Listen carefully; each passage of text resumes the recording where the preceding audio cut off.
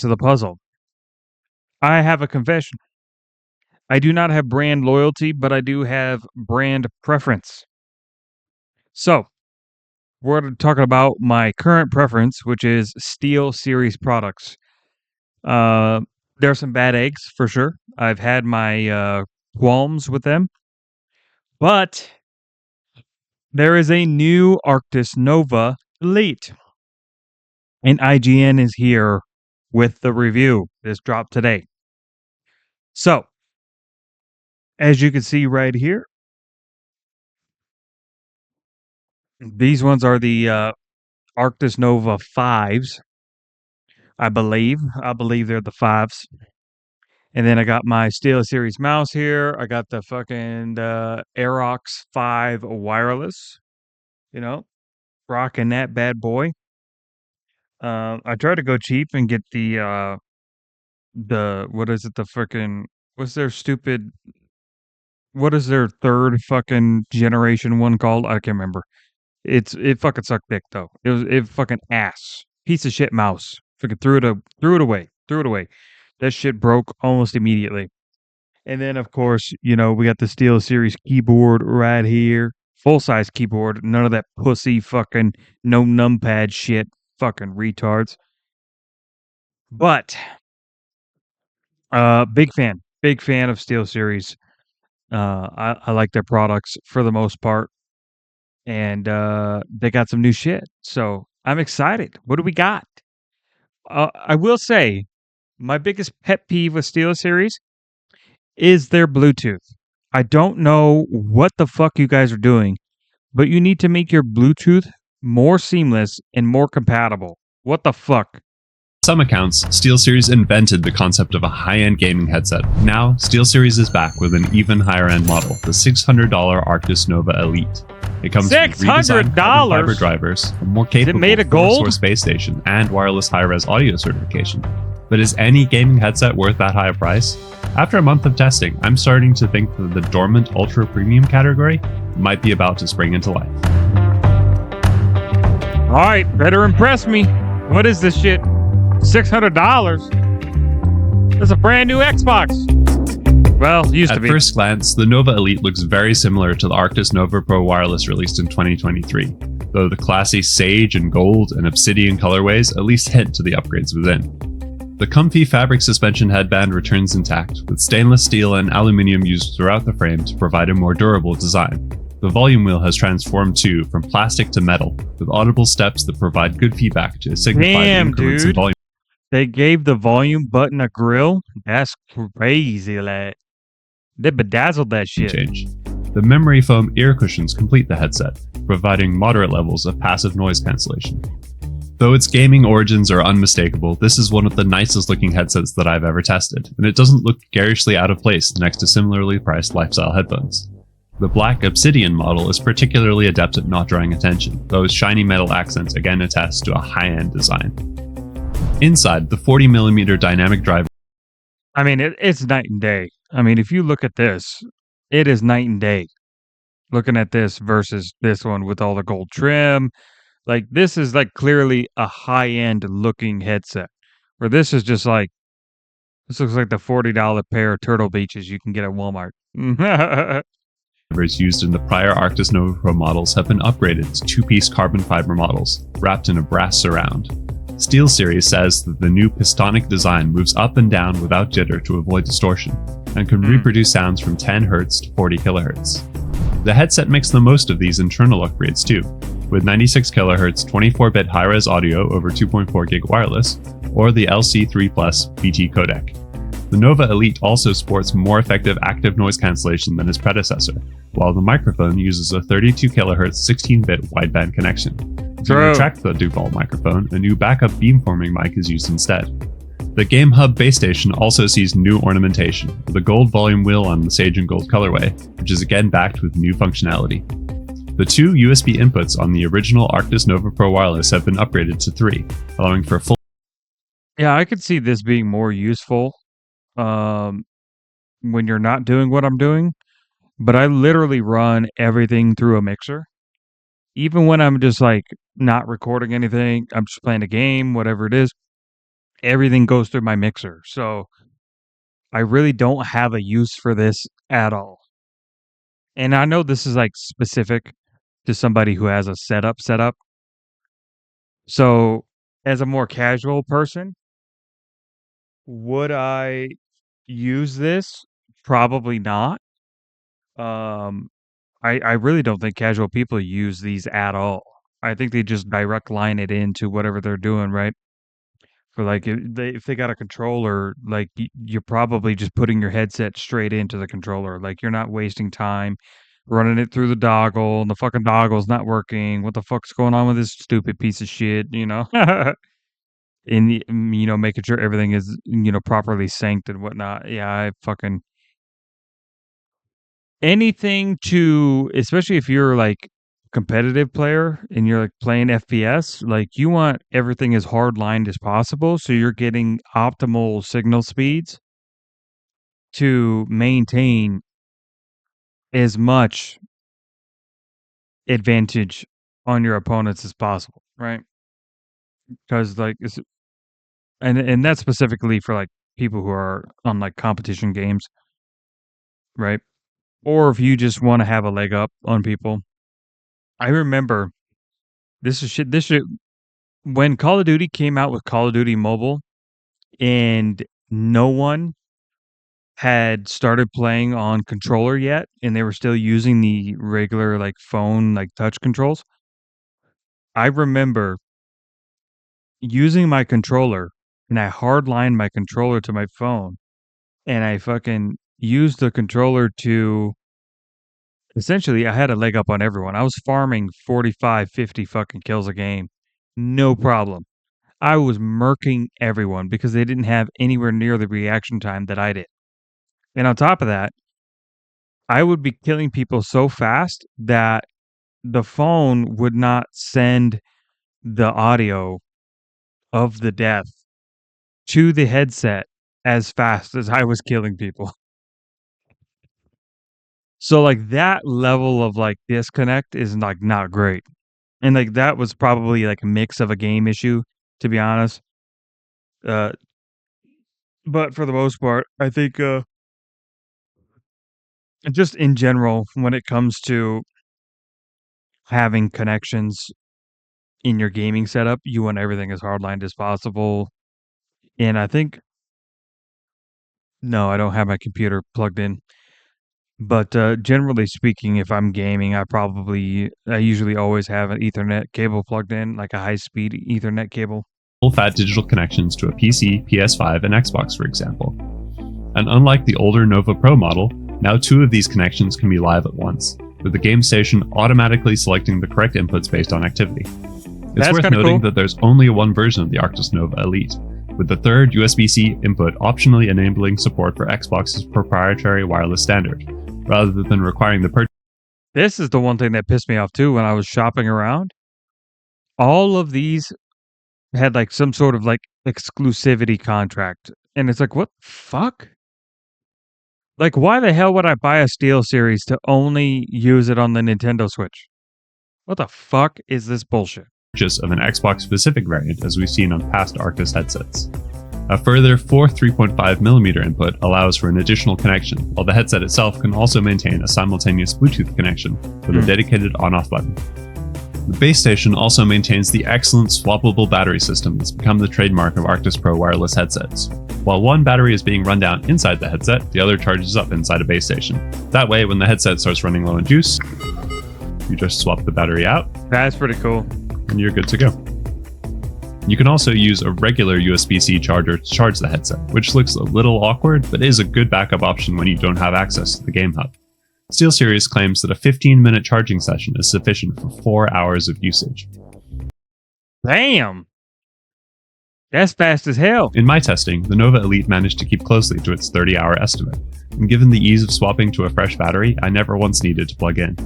Even on a single battery, I was able to use the headset for a full week of gaming and music listening, averaging 4 or 5 hours a day. All right. The Arctis Nova Pro Wireless was already an excellent performer when it came to gaming, with its 40mm dynamic drivers providing excellent spatial cues, plenty of detail, and a relatively neutral sound signature out of the box that's easy to listen to for extended periods. The Arctis Nova Elite sounds even better thanks to its carbon fiber drivers and brass surrounds, making individual sounds a touch easier to distinguish in a crowded soundscape. Ultimately, there are sure to be audiophile headphones that sound better than the Arctis Nova Elite, but delivering this level of audio quality alongside a full-fat gaming feature list is unheard of. Only Odyssey's significantly heavier and bulkier planar magnetic headsets come close in my experience. Aside from its high-res audio certification, the Arctis Elite offers largely the same PC software experience as its predecessors, complete with a multi-tiered GG app that divides the most important functionality between Engine for more basic adjustments and Sonar for more complex audio tuning. Sonar is incredibly capable with a parametric EQ and Yeah. Listen, 99% of the people that are going to buy this are not going to touch any of this. The only time that they're going to pay attention to any of this is if it had like an RGB fucking lighting on it. That's the only time they're going to pay attention to this. And if they're console, they're not paying attention to this, period. So, what the fuck are we talking about adjusting this shit? What the hell? Save that shit for a fucking deep dive. a long list of game-specific presets, including some created with esports teams. Its insistence on creating a ton of virtual audio devices is a bit annoying if you like to manually change audio inputs around in Windows, but if you route everything through the Game Hub, it works well enough. What's new for the Arctis Elite is the addition of the Arctis mobile app, which was introduced with the Arctis Nova 5 and has added support for every additional SteelSeries headset released since. Given the multi-device nature of the Arctis Elite, which ought to see it being used as your everyday Bluetooth headset, your PC gaming headset, Yeah, the Arctis Nova 5, that's what I have. and your console headset of choice, having an app to select presets and make other changes quickly is fantastic. There's still no way to create or modify these presets. And I do like it, but I haven't tried to Bluetooth out since I moved back. So I don't know. Maybe I'll try it out again. Maybe they fixed the Bluetooth with an update or something. But I had a hell of a time fucking switching the Bluetooth from like one device to another. It was not as seamless as I would have liked. Because at the time, like I was looking to make this like my full-time headset. Like when I was done recording, pop the aux cable off, pull the fucking Bluetooth off of the computer and put it on my phone or whatever, or not even pull it off the computer, but just fucking connect it to my phone and just transition it to the phone and use it there. But like even just connecting to the computer alone, it was having issues staying connected, and I was losing my shit because they're expensive. They're expensive. If you get anything SteelSeries, they're going to be more expensive than you would like to pay. On the mobile app, but given a huge number of available options, this isn't a troublesome restriction. Finally, the full gamut of virtual surround sound modes are supported on each platform. Dolby Atmos and Windows Sonic on PC and Xbox, and Tempest 3D. Dolby Atmos is so nice. Oh, so good. I freaking love Dolby, dude. I have a fucking sound bar and a subwoofer literally right down here. And when you got the Dolby going, it's so fucking crisp. It sounds so good. Audio on PS5, though I prefer to use the headset in stereo mode in faster and more competitive games like Counter-Strike 2, Valorant, and Battlefield 6.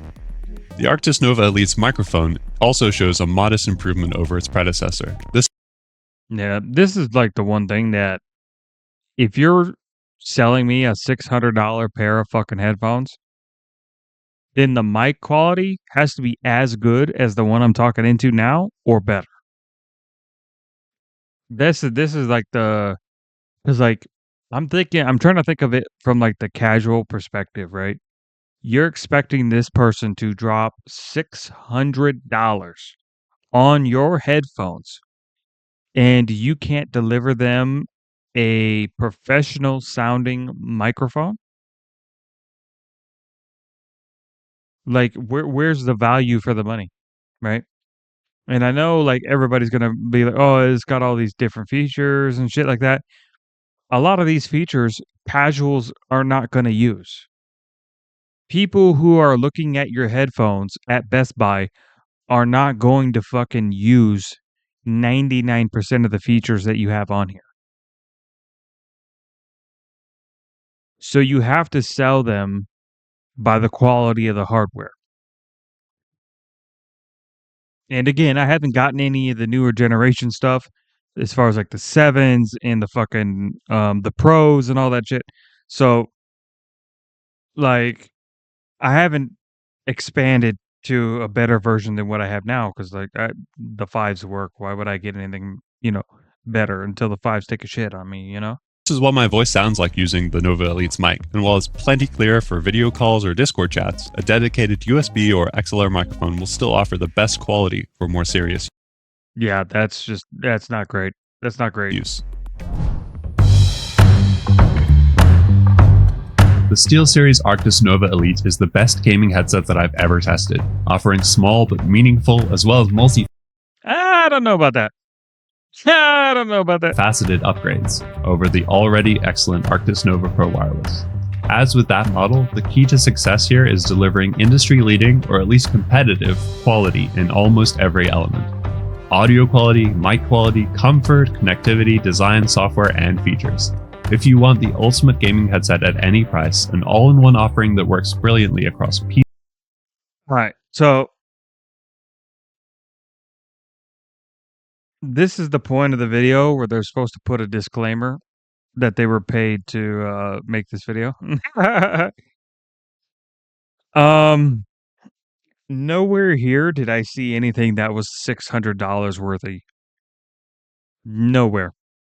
If you told me this was gold, I'd be like, holy shit.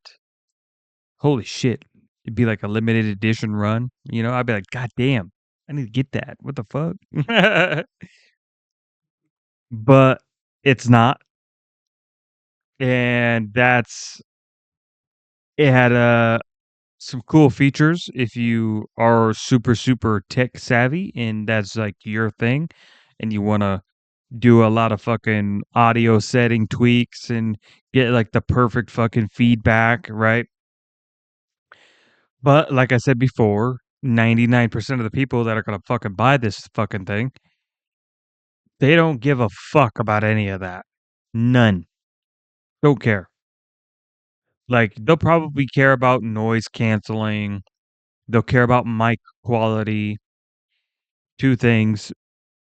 That one, it probably nailed the noise canceling. It's not that hard to do. Mic quality, though, I would say it's a fail. I'm spending $600 on this. I could go buy a fucking lower end PC or a console, an entire game console, a fucking really nice ultra HD 4K fucking see the freaking freckles on her tits TV